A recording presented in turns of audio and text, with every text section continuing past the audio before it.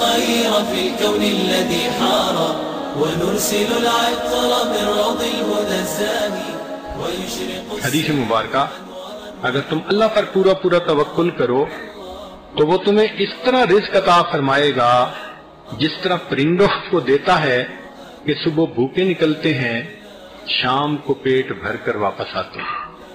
اور انسان بیچارے کا تو پیٹ ہے اتنا چھوٹا، 2 روٹی سے بھر جاتا ہے. ہاں کوئی ہپو کا پیٹ ہوتا تو چلو کہتے کہ بھائی دن رات کھانا پڑے گا. یہ بھی عجیب جانور ہے، اللہ تعالیٰ نے اس کا پیٹ بنایا ہے، سر بنایا ہے اور ٹانگیں بنائی ہیں. بس پیٹ کو 4 ٹانگیں لگا دی ہیں، سارا پیٹ ہی پیٹ نظر آتا ہے. اور دیکھو جب اس کو خشکی پہ تو جب بھی دیکھو کھا رہا ہوتا ہے. تو انسان کا تو پیٹ ہی بہت چھوٹا، 2 روٹی سے بھر جاتا ہے. کئی تو 2 کی بجائے 1.5 ہی کھا پاتے ہیں. اب اتنے پیٹ کی خاطر اتنا پریشان کہ جھوٹ بولو، دھوکے دو، اپنوں کو دھوکے دو، قریبی رشتہ دار دھوکے دیتے ہیں، بھائی بھائی کو دھوکہ دیتا ہے، ماموں بھانجے کو، بھانجا ماموں کو، اتنے قریبی تعلقات. اس لیے ہوس ہوتی ہے. یہ ہوس دل سے نکل جائے، دیکھیں اللہ کیسے دیتے ہیں. ہمارے شہر کا واقعہ ہے، ہمارے بھائی بڑے ٹیچر تھے اسکول میں، انگلش ٹیچر تھے. تو ان کا ایک شاگرد تھا، 10ویں جماعت کا، اس نے امتحان دیا اور وہ فیل ہو گیا. پھر وہ اتنا شرمندہ ہوا کہ وہ نظر ہی نہیں آیا کہاں گیا. کوئی 3-4 سال کے بعد وہ شہر میں اچھے کپڑے پہن کے اور بازار میں بڑا مزے سے جا رہا تھا. تو بھائی نے دیکھا تو اس نے سلام کیا، استاد جی السلام علیکم. وعلیکم السلام. پوچھا بھائی کہاں غائب ہو گئے؟ کہنے لگے استاد جی میرے اوپر اللہ کا فضل ہو گیا کہ میں میٹرک میں فیل ہو گیا. اور کہہ بھی اپنے ٹیچر کو رہا ہے، استاد جی میرے اوپر اللہ کا فضل ہو گیا کہ بس میں فیل ہو گیا. اب وہ اس کا منہ دیکھ رہے ہیں کہ یہ کہنا کیا چاہتا ہے. جب اسے 2 دفعہ کہا تو انہوں نے کہا تو کہنا کیا چاہتا ہے؟ کہتا ہے جی استاد جی مجھے اتنی شرم آئی کہ میں نے کہا میں اس شہر میں تو کسی کو منہ ہی نہیں دکھا سکتا، تو چلو میں فیصل آباد چلا جاتا ہوں. تو میں چھپ گیا، یہاں سے چلا گیا وہاں.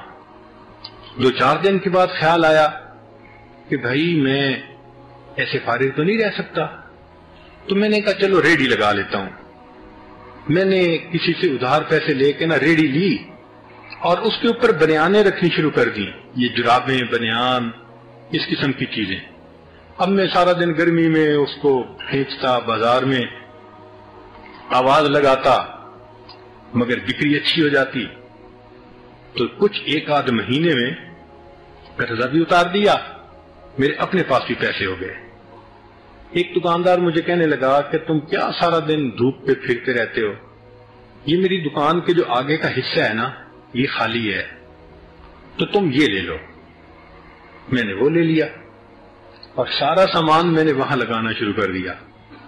اللہ نے گاہک بھیجے، بکری ہونے لگ گئی. حتیٰ کہ استاد جی پہلے سال میں اتنی بکری ہوئی کہ وہ دکان جس کے سامنے میں لگاتا تھا وہ کرائے پہ چڑھی تو میں نے ہی کرائے پہ لے لی دکان ہی. اب وہ کپڑے کی دکان تھی تو کہتے ہیں کہ میں نے کچھ پیسے اپنے بھی ڈالے، کچھ لوگوں سے ادھار لیے اور میں نے کپڑے کی دکان، میری دکان ایسی چلنے لگی کہ استاد جی ان 3 سالوں میں کپڑے کی تھوک کی ہول سیل کی 2 دکانیں جو فیصل آباد کے مرکز میں ہیں ان کا میں خود مالک ہوں. استاد جی اگر میں پاس ہو جاتا تو کہیں کلرک لگا ہوا ہوتا تو میرے اوپر اللہ کا فضل ہوا کہ میں فیل ہو گیا. تو رزق کا معاملہ تو اس طرح ہے. تو یہ بات ہم سیکھیں کہ ہماری توجہ اللہ رب العزت کی ذات پر ہو، اسباب پر نہ ہو. ان چیزوں سے ہم دھوکہ نہ کھائیں. حدیث مبارکہ، جو شخص یہ پسند کرے کہ لوگوں میں عزت زیادہ ہو وہ اللہ سے ڈرے. سنیے، جو شخص یہ پسند کرے کہ لوگوں میں عزت زیادہ ہو وہ اللہ سے ڈرے، اور جو سب سے بے نیاز ہونا چاہے وہ اپنے ہاتھ والی چیز کی بجائے اس ذات پر توکل کرے جو اللہ کے پاس ہے، اللہ کے خزانوں پہ توکل کرے.